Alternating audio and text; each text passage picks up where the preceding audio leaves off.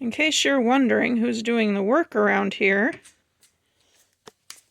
and who's lying down on the job,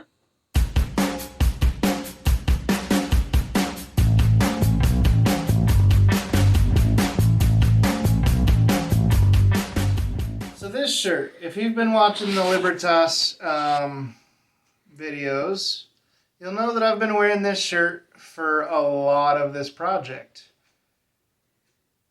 And I only just realized the significance of that. This shirt is something like 24 years old. This shirt, I believe I got on my trip when I was like something like 13 years old with my mom and my sister to go visit my aunt and uncle out in Utah. And my uncle had a Jeep TJ. And he took us up wheeling in the mountains in it. To a point where we were kind of hanging over washouts with mountain cliffs on one side. We ripped a tire, a big old gash in a tire like that, and somewhere around here there's a picture of him and me with this tire with a big old gash in it. And with loose gravel going down the side of the mountain next to us, we had to jack up the Jeep and change out the tire. That was, I'm pretty sure, when I fell in love with Jeeps. In a TJ 24 years ago.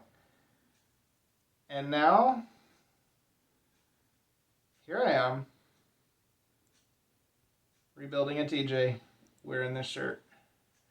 Obviously it's lost the sleeves and it's a little worse for wear, but I'm glad it was still here for this project. Now, we're going to jump from here to some video that we just took down in the basement.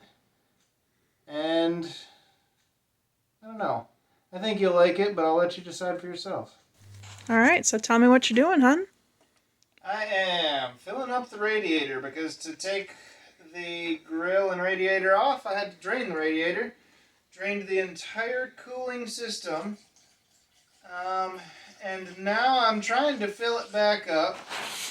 That will require a process of burping the air out, basically bleeding the air out of the system. But for now, having some in there will make me a little more comfortable about starting the thing. So I just gave it away. I'm ready to give it a start. I've got the battery in. I've got, I believe, everything in place. What's going on right now, the driver's front blinker isn't turning on. Parking light is not turning on. So I need to figure out that. I've still got to put the front and rear bumpers on. I've still got to fix some wires for the switch for my off-road lights, fix some wires for my CB, install the CB cable and antenna and stuff, so a lot of externals. But other than that, I believe the Jeep is ready to go. So rear license plate is on, headlights are working. Aside from this turn signal being out and no bumpers on it right now, I think it's technically legal to drive. I do have a couple wires hanging down that were for side marker lights, and the way my fenders are going to be set up, I'm not going to have side marker lights, so I'll have to just tape them up and probably zip tie them up out of the way. But for now, I'm going to get, like I said, some coolant in here and try and start it up. I'm not 100% confident it's going to start. But I'm going to give it a shot. It is Wednesday night now. I have a hope that possibly on Friday I can drive this to work. Maybe. Maybe it's next week. I don't know. But let's give it a shot, guys. For the sake of bleeding the air out of the system, I am going to leave the cap off of the radiator. It should be sucking in, so it shouldn't be bursting out, not building up enough pressure to do that. But I am going to ask you to step back a little bit just in case. I plan to. No, you think the whole thing's going to blow up, huh? Pretty much. I do not have shift knob on here yet because I still plan to finish making that one. That might be like a winter project, so I might just throw the old one on for now. here goes nothing. Hey, the wipers are on. The wipers work. And the rubber's all ripped on them, so I need new wipers. Headlights work. High beams work. Tail lights work. Brake lights work. Left blinker works. But fast, because that front one's not working. And I did swap the bulb, so it's not the bulb. Here we go. I'm going to turn the headlights back off. Whew. My clutch, it would seem, is not working, because that should not have happened. It has sat for a really long time, so needs to get some fuel in the system.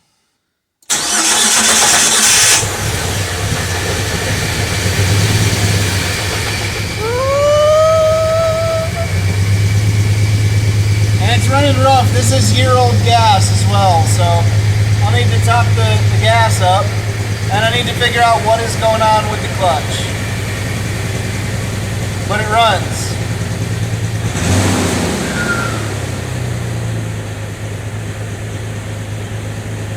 And it sounds like I might have a vacuum leak.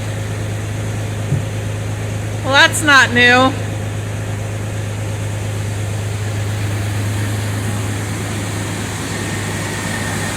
That's a fun smell. What do you smell? Oh, the exhaust?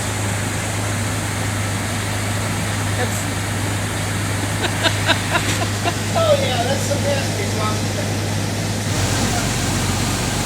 Okay, so the Jeep is supposed to take 10.5 quarts of coolant.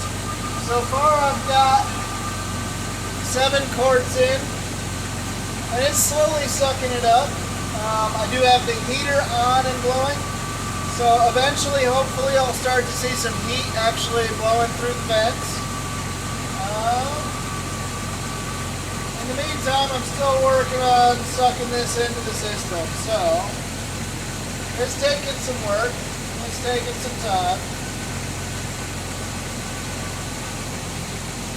it's sounding better as it's running. Yeah. Burning out all the gunk that's been in the engine all this time. Yeah, that is quite the smell. It's quite the smell. We did have the garage door closed at first, because we weren't thinking, but we opened it up now. We opened it, Mom. Don't worry, it's open. That's a mom disclaimer. I think I'm gonna hold off on that now. It's still bubbling some out. I am still 4 quarts low. Yeah, almost 4 quarts low.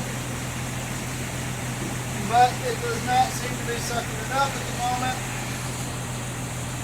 And I don't want a garage full of coolant because we have dogs. So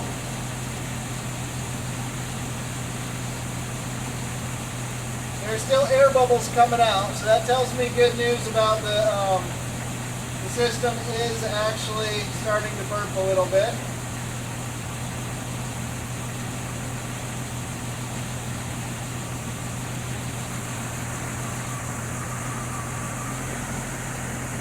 Even with the garage door, it stinks down here. Now, I didn't have a whole lot of gas in the tank. I'm going to run around quick. I think it should be on E.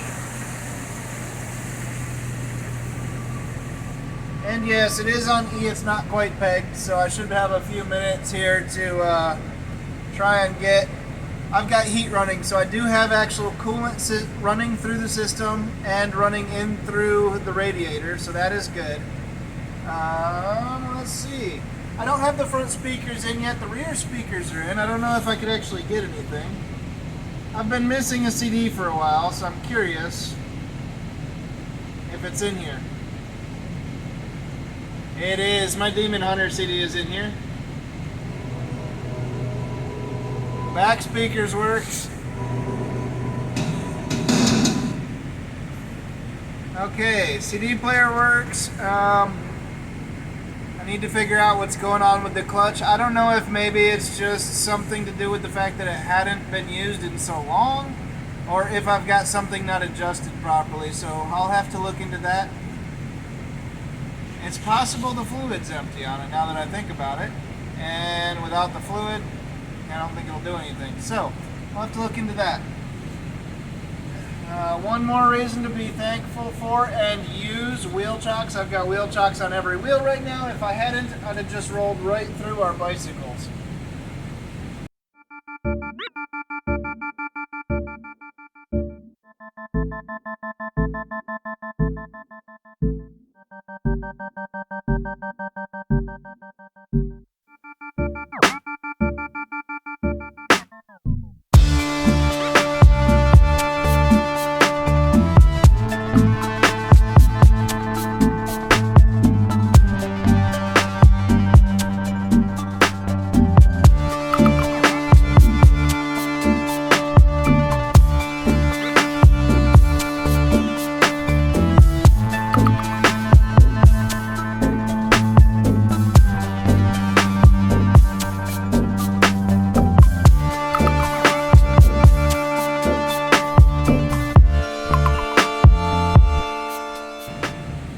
It stinks down here. Yes, it does.